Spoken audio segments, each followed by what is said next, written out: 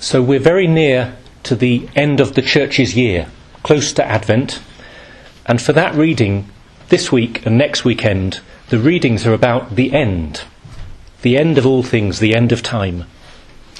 The prophet Malachi today is speaking about the day of the Lord, the day of judgment, when a fire will come to purify and to heal, but also to burn away all that is evil. And Jesus is there in the temple, the glory of the Jewish temple in Jerusalem.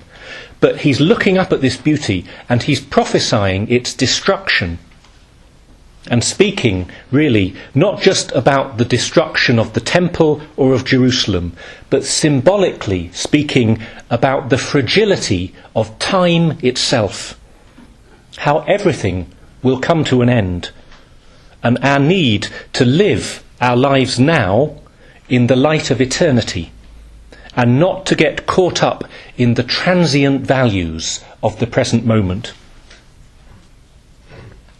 Most of us, Christians as much as anyone else, we are living day to day without too much reflection, if we're honest, aren't we? We don't think about values very often. We take them for granted.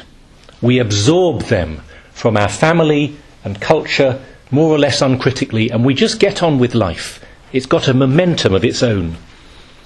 And you can come up with your own list of what is important to you. And you can test this by seeing, very simply, what do you give your time to and what do you spend your money on? This isn't deep. Yeah, you don't need psychoanalysis for this. Just look in your wallet and your diary. What do you spend your time on and spend your money on? That is what your values are. What is the list? Well, I know a few students. It's friendship, it's family, it's education, it's your CV, it's your internships, your job, your money, your salary, your leisure, your reputation, your health, your relationships, your love life. The list goes on, but not too long. That's most of it, isn't it? But then something happens that gives you a sudden shake and makes you think, does any of this matter after all? And puts things in perspective. That's what the readings do to us today, and that's what life does to us sometimes, and maybe it's happened to you as young people, maybe you've been spared that kind of shock. It's Remembrance Sunday today, isn't it? And remember the origins of this. It's about the cataclysmic shock of the First World War on Western European culture and civilization. The complacency of everything is fine and we're moving forward and we know what life is about. All of that was torn apart in the First World War, and of course in every war, but for the West in particular then, at the beginning of the 20th century. And there are more personal ways that the shock comes that turns things upside down. Very often it's sickness, isn't it? For ourselves or for those we love. It's grief. It's near-death experiences. And I don't just mean supernatural ones. One of my first near-death experiences was a few weeks after I'd got my driving licence. Yeah? Happy-go-lucky 17-year-old driving off to a party one evening, and I realised afterwards, 50 metres afterwards, that I'd just gone through a red light at a major crossroads. I don't mean I'd seen it turning amber and I decided to jump the amber. I mean I had been daydreaming, I'd gone straight through a red, and I stopped the car after the traffic lights when I was safe, and I just stood there frozen. Really. What would have happened if the car had been coming at 90 degrees through the green? It stayed with... Well, I feel the shock still, yeah? 30 years later, really. It's very strange. But these things make us pause. And actually, a great way in, not all cinema or fiction does this, but apocalyptic science fiction does this for us. This is one of the great gifts of sci-fi. And I'm what are you laughing at? This is truth. I'm fresh from seeing Arrival yesterday. Yeah, you've seen the posters. Has any of you seen it yet? Good. I like to be ahead of the curve. And look, just so you know, I promise you never to give plot spoilers in a film. Right? That's a solemn promise. And my definition of a plot spoiler is anything that happens after 10% of the time into a film. Yeah? So a 130-minute film, I will not speak about anything after 13 minutes. That's my solemn promise to you. So in Arrival, Amy Adams, don't worry, I'm not going to speak for 13 minutes about the first 13 minutes. She's a Portuguese teacher. She's trying to get on with her ordinary life, and 12 alien pods come and place themselves in different parts of the world and sit there. Okay, that's minute 13, I'll stop. But the point of great apocalyptic sci-fi like this is she's trying to live her normal life. Yeah. And there's a lovely scene where she's in a lecture room. There's 200 people outside, and she thinks, well, I'm not going to get caught up in what they're fussing about. I'm going to go and lecture. It's my duty. And she goes into the lecture room, and there's 5 students there. And she begins to lecture, and one by one, their phones start going off. Yeah? And she keeps lecturing. She says, I'm not going to stop. Yeah? And eventually, one of them looks up and says, Miss, do you mind turning the TV on behind you? And she does. And there are the alien pods. Right, okay, minute 13. I'll stop now. But it's this clash between trying to be normal and realising that you can't be. Because something's happened that's relativised all the other things that used to be important to you, like teaching Portuguese to second-year undergraduates. Yeah. That's her little jolt in this very clever film. It's the jolt of the scriptures today, and it's meant to give us a jolt. And that long list of what do you spend your time and money on, if you do stop and think, what are my values? I don't just mean moral values. I mean, what are the things I'm living for? To think today, at the end of the year, do they matter? Some of them do. But what really matters? And importantly, what doesn't matter? This is the Christian tradition of trying to live life in the light of eternity. Of, for example, carrying with us, not in a morbid way, the remembrance of death. Here we are in the middle of the month of November. It's not just to pray for the dead, it's to remember our own death, which we don't know, will it be tonight or in 80 years' time. It's the tradition of having an examination of conscience at the end of every day, so that when we go to bed, we've given the day to God, we've given our life to God, because it might be the last day. It's the lovely tradition in some Catholic countries of having the graveyard around the parish church. Do some of you have that at home?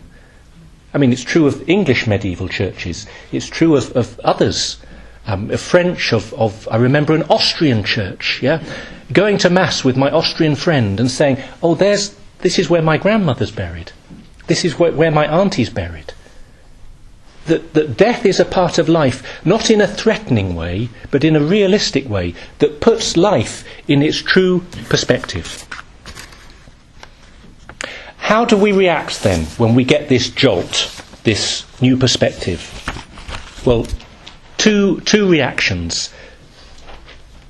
One reaction, they're both good, sorry, two ways forward. This is what Jesus is saying in the Gospel. One reaction is don't overreact. As in, don't go into existential meltdown and panic, and don't overinterpret. Stay steady. Live the faith you've always been living, but live it with more integrity. The last line of the Gospel today is very simple. It's not very apocalyptic. It's just, your endurance will win you your lives. Just to endure, in the rich, beautiful, positive sense of just to live your faith with integrity each day, just to love God and to love your neighbour. And it connects with what we heard in 2 Thessalonians, the letter of St. Paul, where he says, we order and call on people to go on quietly working and earning the food they eat. There's something very simple and uncontroversial, at one level, about the Christian life. To be a loving person, a good citizen, a faithful husband, wife, daughter, son, father, mother. Perseverance, normality. Normality. I wrote a little booklet some of you have seen called How to Be a Young Catholic, a way of life for young Catholics. And one of the chapters about holiness, it is called Be Normal. Yeah? That's pretty boring, isn't it? But just that's part of Christianity. Be normal. This is, if you like, the little way of St. Therese. To do little things with great love. Yeah? Uncomplicated. Very difficult, but uncomplicated. So, the first reaction is don't overreact, but focus. Be conscious of using time well. Be more thoughtful and reflective, but not obsessive. The other reaction, though, also pointed out in the Gospel, is to rethink what we are doing. Because the times, the radical times that we live in, which is what the Gospel is saying, don't just call for normality, they also call for heroism. And sometimes for a revolution in our own lives and our own vocation. As Jesus says, there are times when we need not to step back humbly, but to step out and to step up and to step forward and to bear witness. Not to stay on the back row in obscurity. And there are times, often when we have an existential shake, to ask the Lord if actually he has a different set of values for us. That he has perhaps a more challenging, a more radical direction in life than the one we have been walking down unreflectively for the last few years. Maybe some of the things I have been pursuing are simply not good. They are not good. And I need a moral conversion and a little bit more honesty. But maybe they are good in themselves, but not right for me at this time. Or maybe even they're really good. They're possibly right, but they're not the best thing. And this, as some of you know, is one of St. Ignatius's criteria of discernment. It's not just what's good to do. That's quite easy. Yeah? What's good to do. But it's what is the best thing for me to do. And what is for the greater glory of God. You can live a good life. And I hope that most of you are trying to. We are trying to live a good life. But actually, that's not the final question Jesus will ask us at the end. It's not, did you live a good life? It's, did you live the greatest life possible for you? To give me, God, the greatest possible glory, and for you to become the person that you were called to be, not just the person that you chose to be or wanted to be. They overlap, sure, but they're not exactly the same. And so just to prod you here, this is not a sermon about vocation, but at the end of this end of times sermon, to prod you to think about how discipleship flows into vocation. And encourage you to think not just about what you want, that's an important question, and we should think about it more, but to think about what God is calling you to. And maybe he is calling you to a deeper good and a deeper happiness than what you can see at the moment. I was in Birmingham this week, Now, the students think that I was there to have a midlife crisis and avoid a significant birthday that happened on Tuesday, but that wasn't the reason.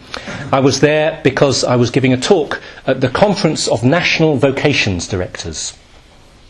And the theme of the conference was Discipleship leads to vocation. Discipleship leads to vocation. In other words, if you want to discover your vocation, and if you want to be a good vocations director, the people at this conference, the key is not to be going on about vocation. It's to be going on about following Jesus Christ, being a disciple, wanting to love God and love your neighbour. And if that desire grows, then, this is the scriptures today, out of that will grow a deeper and deeper desire to give your life to the Lord and to follow not just your own path, but the path that Jesus is calling you to. So there's a real and a beautiful challenge here today. First of all, it's to stop and think and reflect, what am I seeking? And that in itself is worthwhile. But to go to the next step and say, not just what am I seeking, but what is God seeking for me?